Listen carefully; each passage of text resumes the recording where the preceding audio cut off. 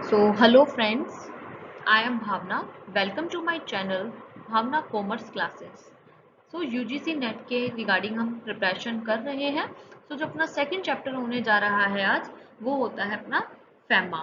फैमा means foreign exchange management act के बारे में अब आज हम चैप्टर गो थ्रू करेंगे पूरा. ठीक है. फैमा पढ़ेंगे. FEMA act with the background of FERA. ठीक है. फैमा एक्ट आया कैसे, इससे पहले कौन सा एक्ट था, वो एक्ट किसके रिगार्डिंग था और उस एक्ट को क्यों रिप्लेस कर दिया गया, ये सब हम पूरा इस वीडियो में आपको बताएंगे. ठीक है. फैमा का हम इंट्रोडक्शन सबसे पहले पढ़ते हैं with the background of FERA. FEMA act 1999 is a law to replace the draconian FERA act 1973. ठीक है. फैमा एक्ट 1999 में इनेक्ट करा गया, जो एक लॉ था, जो लॉ बना किसको रिप्लेस करके बना, वो लॉ ड्रैकोनियन फेरा एक्ट 1973 को रिप्लेस करके. पहले जो एक्ट हुआ करता था वो था 1973 फेरा एक्ट. फेरा मीन्स यहाँ पे जो है वो है अपने पास फॉरेन एक्सचेंज रेगुलेशन एक्ट. क्या है ये? Foreign exchange regulation act.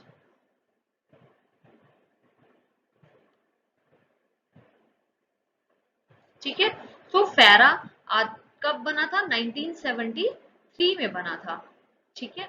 1973 में फेरा था एंड देन फिर इसको कह दिया गया कि इसको खत्म करके किससे रिप्लेस कर दिया गया? दैट इज फैमा, जो कि 1999 में इनेक्ट हुआ. ठीक है. फेरा act was enacted in 1973 in the backdrop of acute shortage of foreign exchange in the country. ठीक है. जो फेरा एक्ट था 1973 में जो बनाया गया था सबसे पहले कंट्री में, वो किस रीजन की वजह से बनाया गया था? In the backdrop of acute shortage of foreign exchange in the country. Country में बहुत ज्यादा फॉरेन एक्सचेंज की शॉर्टेज आ गई थी, मतलब डेफिशिएट हो गया था बहुत ज्यादा फॉरेन एक्सचेंज हमारी कंट्री में. तो उसको बैलेंस करने के लिए फॉरेन एक्सचेंज हमारी कंट्री में इन एक्सेस हो जाए, फेरा एक्ट को इनेक्ट कर दिया गया. ठीक है. इट वाज सब्सिक्वेंटली रिव्यूड इन 1993 और इसको रिव्यू करते गए, मतलब थोड़ी थोड़ी इसमें इंप्रूवमेंट होती गई. 1993 में इसको रिव्यू भी करा गया. FEMA was enacted to replace the FERA. As you know, FEMA को इनेक्ट करा गया, किसको रिप्लेस करके? फेरा एक्ट को, 1973 वाला जो है. ठीक है. Next is FERA 1973 was passed to regulate the foreign exchange transaction. जो फेरा 1973 था वो क्यों पास करा गया था? कि फॉरेन एक्सचेंज के रिगार्डिंग जो भी ट्रांजैक्शन होगी उसको रेगुलेट फेरा करेगा 1973. फॉरेन एक्सचेंज रेगुलेशन एक्ट के थ्रू इस चीजों को रेगुलेट करा जाएगा. ठीक है.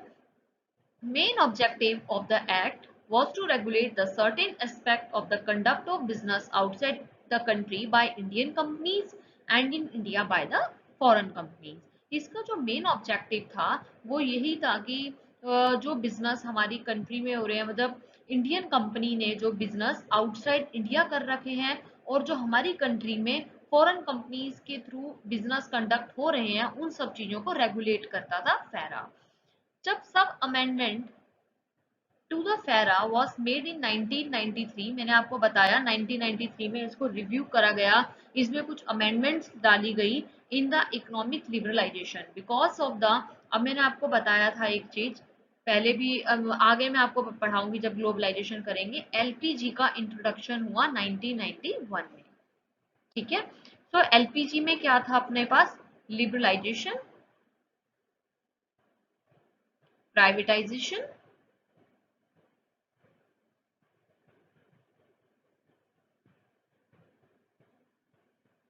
And globalisation. तो जब ये 1991 में ये तीनों चीजें आ गई, एलपीजी जब हमारी कंट्री में एंटर हो गया था, मतलब गवर्नमेंट ने इसको इनेक्ट करा था एलपीजी को, तब जो है इकोनॉमिक लिबरलाइजेशन के लिए इसको थोड़ा सा रिव्यू करा गया. ठीक है. 1998 to 1998 to 1999 advocated repealing FARA and replacing it with FAMA 1999.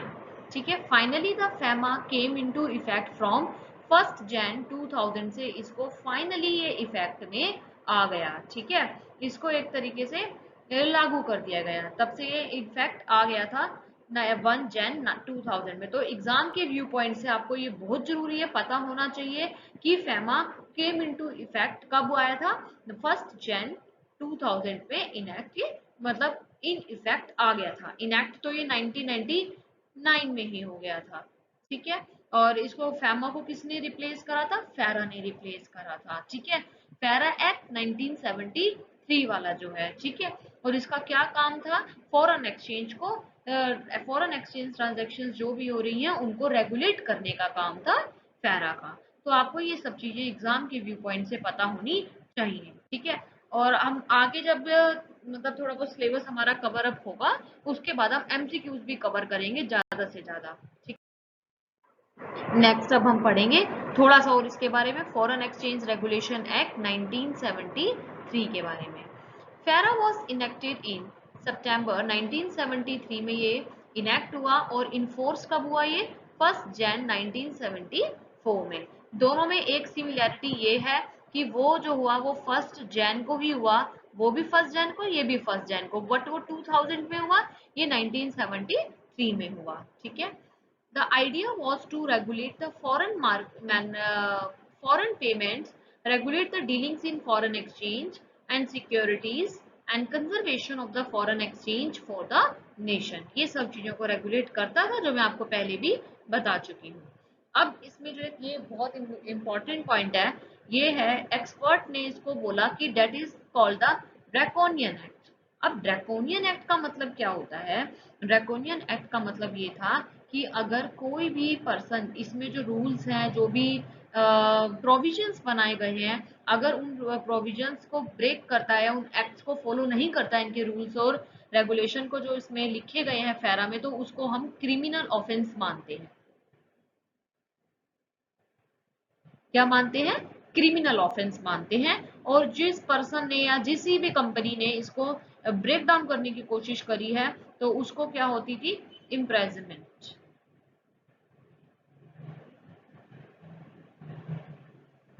ठीक है, और साथ में उस पर पेनल्टी भी चार्ज करी जाएगी। ठीक है, सो एक्सपर्ट ने इसको ड्रैकोनियन एक्ट बोला। ठीक है, एक्सपर्ट ने इसको ड्रैकोनियन एक्ट बोला, which hinder the growth and modernisation of the Indian industry. इस वजह से, अगर इसके जो रूल्स थे वो बहुत ज्यादा स्ट्रिक्ट थे, ठीक है, बहुत ज्यादा, एक तरीके से बोलते हैं ना कि आपको ये फॉलो करने ही पड़ेंगे, तो ये क्या है, हमारी जो इंडियन इंडस्ट्री की ग्रोथ थी, जो अपनी मॉडर्नाइजेशन थी, वो हिंडर हो रही थी। ठीक है, उसकी ग्रोथ नहीं हो पा रही थी, इसलिए इसको ड्रैकोनियन एक्ट बोला गया। एक्सपर्ट्स ने इसको बोला कि it is called a draconian act because it hinder the growth and modernisation of the Indian industries. ठीक है, अब इतने ज्यादा प्रोविजंस होंगे, इतनी सारी चीजें, एक्ट्स होंगी या फॉर्मेलिटीज होंगी, अगर आपको हमारी कंट्री में बिजनेस करना है, तो जो बाहर के जो लोग हैं, जो इन्वेस्ट करना चाहते हैं, जो इन्वेस्टर्स हैं हमारी कंट्री में, जो इन्वेस्ट करना चाहते हैं, वो डरते थे, वो इन्वेस्ट नहीं करते थे। ठीक है, सो बहुत सारे रूल्स को फॉलो करना पड़ता था। इस वजह से अब हमारी कंट्री में कोई इन्वेस्ट नहीं करेगा, या तो हमारे पास फॉरेन एक्सचेंज नहीं आएगा। ठीक है, हमारे साथ जो डीलिंग नहीं करना चाहेगा, तो फॉरेन एक्सचेंज के अंदर क्या होता, हिंडर हो रहा था, और जिस वजह से हमारी ग्रोथ भी रुक रही थी कंट्री की। ठीक, ऑब्जेक्टिव्स ऑफ फेमा। अब फेमा के क्या ऑब्जेक्टिव्स आए, जो फेरा को रिप्लेस करके बना फेमा, उसको मतलब वो क्या करता था फेमा। ठीक है, तो फॉरेन एक्सचेंज मैनेजमेंट एक्ट आया, इसलिए फॉरेन एक्सचेंज मैनेजमेंट एक्ट इसलिए भी बनाया गया कि भाई थोड़ा बहुत हमें छूट मिल जाएगी। ठीक है, फेरा के अंदर फेरा में बहुत ज्यादा स्ट्रिक्ट रूल्स थे, तो गवर्नमेंट ने इसको थोड़ा सा, कहते हैं ना कि चेंजेस करे थोड़े बहुत रूल्स के अंदर, तो उन्होंने क्या करा कि इजी कर दिया। ठीक है, फॉरेन इन्वेस्टमेंट करना इजी कर दिया, वो फेमा के थ्रू होता था। ठीक है, तो फेमा क्या करता है, to facilitate external trade and payment. ठीक है, एक्सटर्नल ट्रेड जो हो रहा है या जो पी पेमेंट हो रही है, उसको फैसिलिटेट या रेगुलेट करने का काम भी फेमा का था। To promote of a orderly maintenance of the foreign exchange market in India, regulation of foreign capital in India. ठीक है, to remove imbalance of payment. अब इम्बैलेंस ऑफ पेमेंट जो हम बीओपी आगे पढ़ेंगे, ठीक है, in future. So balance of payment में वही मैं आपको बताती हूँ, debit is equal to credit. अब इन चीज मतलब पेमेंट जो है वो इम्बैलेंस जो था पेमेंट का, उसको रिमूव करने का काम करा फैमा ने, ठीक है। To make the strong and develop the foreign exchange market, regulation of employment, business and investment of non resident, ठीक है। To regulate the foreign payment को भी रेगुलेट करते थे ये।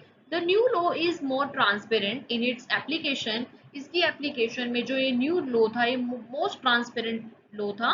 It has laid down the area where special permission of Reserve bank and government of India is required, ठीक है। सो ये हमने पढ़ा है ऑब्जेक्टिव ऑफ फैमा।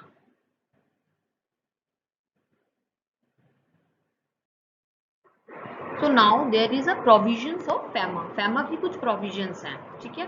तो फर्स्ट प्रोविजन जो आता है that is dealing in foreign exchange. अगर मुझे फॉरेन एक्सचेंज में डीलिंग करनी है तो इसके रिगार्डिंग क्या प्रोविजन है फैमा में, ठीक है। Section 3 of the FEMA imposes certain restriction on dealing in foreign exchange and foreign security to any person, ठीक है। जो फैमा का सेक्शन 3 है जो डीलिंग इन फॉरेन एक्सचेंज बता रहा है, उसने कुछ रिस्ट्रिक्शंस या कुछ रिस्ट्रिक्शंस इम्पोज करी गई हैं अगर मुझे डीलिंग करना है फॉरेन एक्सचेंज में या फॉरेन सिक्योरिटी में टू एनी पर्सन, ठीक है। अब जो मैं एक चीज आपको इसमें ये बताऊंगी कि अगर मुझे कहीं पर भी, जैसे मैं बता रही हूँ कि मुझे डीलिंग करनी है, ठीक है। तो मुझे डीलिंग करने के लिए फैमा के थ्रू, फैमा क्या कहता है, अगर तुम्हें डीलिंग करनी है तो आपको आरबीआई से भी क्या लेनी पड़ेगी, परमिशन लेनी पड़ेगी,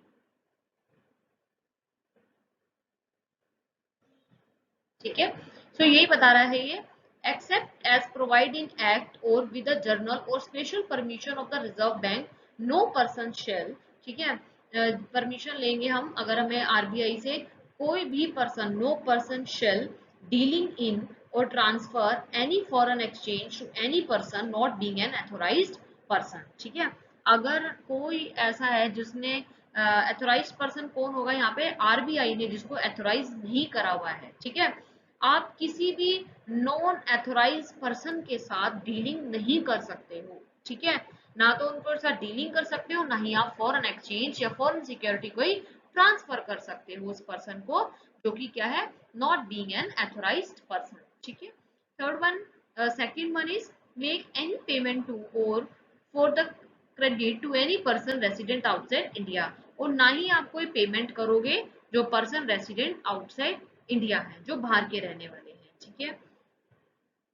enter into any financial transaction in India as consideration for or in association with acquisition or creation, ठीक है। और अगर कोई भी फिनेंशियल मतलब असेट के रिगार्डिंग या फिर कोई भी फिनेंशियल ट्रांजैक्शन हो रही है, ठीक है, आउटसाइड इंडिया, उसमें भी आप एंटर नहीं कर सकते हो, ठीक है। इसमें एक पॉइंट और था जो कि मिसिंग है, ना तो आप कोई पेमेंट कर सकते हो और ना ही आप कुछ रिसीव भी नहीं कर सकते हो, ठीक है।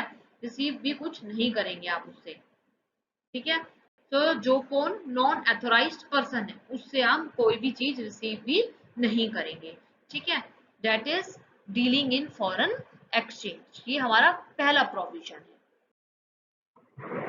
सेक्शन 4 में जैसे इसने बता रखा था कि holding of foreign exchange, same as otherwise provided in this act, no person resident in India shall acquire, hold, possess, transfer any foreign exchange security or any immovable property situated outside India. तो मतलब ये जो person है वो acquire, hold, process, transfer नहीं कर सकता कोई भी फॉरेन एक्सचेंज सिक्योरिटी या फॉरेन एक्सचेंज या फॉरेन एक्सचेंज सिक्योरिटी या कोई भी इमूवेबल प्रॉपर्टी जो आउटसाइड इंडिया सिचुएटेड है, वो होल्ड नहीं कर सकता, इसमें लिखा हुआ था सेक्शन 4 के अंदर, ठीक है। और हाँ, ये भी लिखा हुआ था, ये जो बता रहे हैं सेक्शन 9 के अंदर, जिसमें बोल रहा है कि एग्जाम्पशन, जिसको एग्जाम्प्ट करा गया है, वो कौन कौन से केसेस हैं जो प्रोविजन 4 और 8 जहाँ पे अप्लाई नहीं होते हैं, वो ये है।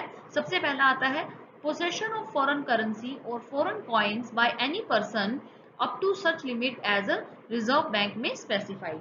अगर किसी ने फॉरेन करेंसी है या फॉरेन कॉइन्स हैं, किसी भी पर्सन ने हेल्ड करे हुए हैं, रखे हुए हैं, बट एक सर्टेन लिमिट तक, ठीक है, जो आरबीआई ने स्पेसिफाई करी हुई है उनको एग्जेम्पशन होता है, ठीक है।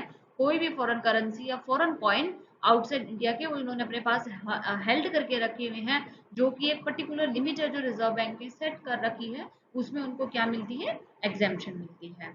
सेकेंड वन, बी जो था, foreign currency account held or operated by such person or a class of person and limit up to which the Reserve bank may specify. वही है, फॉरेन करेंसी जो है, फॉरेन एक्सचेंज अकाउंट जो है आपका, जो उस पर्सन का है, वो एक सर्टेन लिमिट तक है, ठीक है, जो कि रिजर्व बैंक ने स्पेसिफाइड करा हुआ है कि इतनी अमाउंट आप रख सकते हो इसकी, ठीक है। Foreign exchange acquired or received before the 8th day of July 1947। अगर आपने कोई भी फॉरेन एक्सचेंज है उसको एक्वायर करा हुआ है या रिसीव कर रखे हैं, वो फॉरेन एक्सचेंज कब, before 8th day of July 1947 के 8th डे से पहले, और any income arising or acquiring which is held outside India by any person in pursuance of journal or special permission granted by the Reserve Bank। और या तो आपने 8th day से पहले उसको 8th डे ऑफ जुलाई 1947 से पहले उसको एक्वायर्ड कर रखा है, या जो भी आपने जो फॉरेन एक्सचेंज एक्वायर्ड या हेल्ड कर रखे हैं विद किससे, परमिशन लेकर के, ठीक है, the help of permission granted by the Reserve Bank। Foreign exchange held by a person resident in India up to such limit as a Reserve Bank may specify, if such foreign exchange was acquired by the way of gift, inheritance from a person referred to in clause C, including any income arising therefrom। ठीक है, अगर उस person को कोई भी foreign exchange acquire हुआ है, वो एक गिफ्ट की फॉर्म में हुआ है या इनहेरिटेंस की फॉर्म में हुआ है, ठीक है, तो उस पे भी उसको छूट मिलती है, ठीक है। Foreign exchange acquired from the employment, business, trade, vocation, service, honorarium, gift, inheritance or any other legitimate means to such limit as reserve bank में स्पेसिफाइड। तो इसका एक ये बता देते हैं, एक पर्टिकुलर एक तो लिमिट सेट कर रखी है, और आपको गिफ्ट के तौर पर, कुछ बिजनेस ट्रेड के अकॉर्डिंग या एम्प्लॉयमेंट के तौर पर कुछ फॉरेन एक्सचेंज एक्वायर्ड हुआ है, तो उस पर पूरी तरीके से एग्जेम्पशन होती है, ठीक है। और सच अदर रिसीट्स हैं फॉरेन एक्सचेंज की, जो कि रिजर्व बैंक ने स्पेसिफाइड कर रखी है, ठीक है। तो ये था अपने पास सेक्शन 9 का, exemption from realisation and repatriation in certain cases. Next आता है authorised person, that is section 10 बोलता है एथोराइज्ड पर्सन कौन होते हैं, ठीक है। The Reserve bank may on an application made to it in this behalf authorize any person to be known as authorized person to deal in foreign exchange or in foreign security as authorized dealer, money changer, or so offshore banking units or in any other manner as it deems fit. अगर रिजर्व बैंक को उन्होंने कुछ application made करी है अपने बिहाव में, एथोराइज करा उस पर्सन को कि यस ये मेरे अकॉर्डिंग फिट है एथोराइज पर्सन बनने के लिए, और वो फॉरेन एक्सचेंज में या फॉरेन सिक्योरिटीज में डीलिंग कर सकता है, ठीक है। वो कौन हो सकते हैं, कोई एथोराइज डीलर हो सकते हैं, मनी चेंजर हो सकते हैं, या कोई ऑफशोर बैंकिंग यूनिट्स भी हो सकती हैं, ठीक है। वो जो उनको सही लगती हैं उनको वो एथोराइज्ड पर्सन क्या बोलते हैं, टाइटल करते हैं, ठीक है। Next C Reserve Bank powers to issue directions to the authorised person, ठीक है। ये सेक्शन 11 का प्रोविजन बताता है, रिजर्व बैंक के पास पावर होती है कि वो एथोराइज्ड पर्सन को क्या इशू कर सकता है, डायरेक्शन, कि आपको किसके अकॉर्डिंग कैसे काम करना है। मैं आपको बता रही हूँ पावर करने के लिए, ठीक है, तो वो क्या है, verifying the correctness of any statement, information or particular furnished to the reserve bank। अब जो authorized person ने जो स्टेटमेंट है, जो भी वेरीफाई करी है अपनी इंफॉर्मेशन जो रिजर्व बैंक को फर्निश करी है, तो रिजर्व बैंक उनकी करेक्टनेस को भी वेरीफाई करते हैं। obtaining any information or any particular which such authorized person has failed to furnish on being called upon to do so, ठीक है। जो काम उनको करने के लिए बोला हुआ था, अगर वो इस काम को करने के लिए फेल हो जाते हैं तो उसके रिगार्डिंग भी वो इंफॉर्मेशन लेते हैं। securing compliance with the provision of this act of any other rules, regulations, direction or order made there under, ठीक है।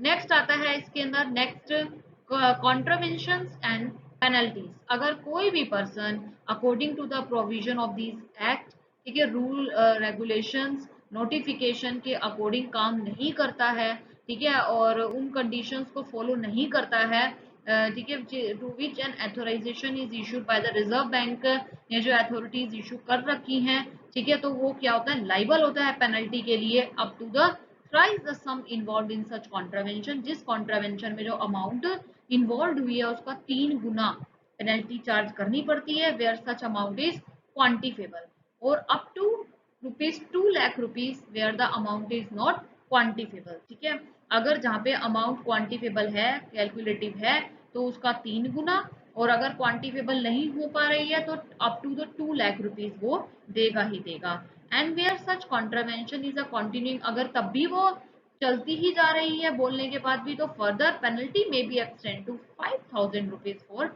Every day after the first day during which the contravention continue, ठीक है, तो continue जब तक first day से वो start हो जाएगी, 5,000 रुपए का एवरी डे की पेनल्टी उसकी लगेगी जब तक वो क्या है उस पे उस कॉन्ट्रावेंशन को खत्म नहीं करता है, या जो भी वो रूल्स को फॉलो नहीं करता है, ठीक है। तो मैंने इसमें बताया आपको कॉन्ट्रावेंशन मतलब एक तरीके से मैं बता रही हूँ, एंड पेनल्टीज के बारे में। पेनल्टी तो चार्ज होती है, और कुछ केसेस के अंदर क्या होता है, उनको इम्प्रेजनमेंट भी होती है, ठीक है, वो डिपेंड करता है कि किस तरीके का केस है, ठीक है। सो ये इट्स ऑल अबाउट, ये हमने जो पढ़ा है पूरा फेमा के बारे में पढ़ा है, FEMA with the help of with the background of FERA, ठीक है, उसके हमने ऑब्जेक्टिव्स पढ़े हैं, इंट्रोडक्शन पढ़ा है, ठीक है, फेरा के बारे में पढ़ा है, फेमा के बारे में पढ़ा है, और इनके प्रोविजंस पढ़े हैं, ठीक है। तो एग्जाम के व्यू पॉइंट से, यूजीसी नेट के व्यू पॉइंट से ये क्वेश्चंस इसमें से बनते हैं कि ये कब इनेक्ट हुआ था फेमा, फेरा कब इनेक्ट हुआ था, इसने इसको क्यों रिप्लेस किया था, ठीक है, इनके प्रोविजंस में कौन कौन से आते हैं, ठीक है, तो ये सब चीजें आपको अच्छे से पता होनी चाहिए, ठीक है, अकॉर्डिंग टू दिस। अगर आपको कोई भी डाउट होता है तो आप मुझे कमेंट करके पूछ सकते हैं, ठीक है। So it's all about FEMA, ठीक है।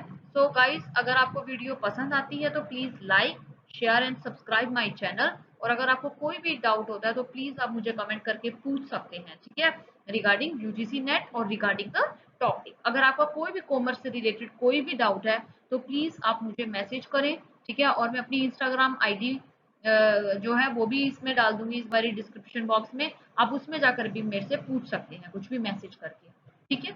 तो thank you so much. Please guys like करो वीडियो को, जिससे कि मुझे भी थोड़ी मोटिवेशन मिले, ठीक है गाइस। So thank you.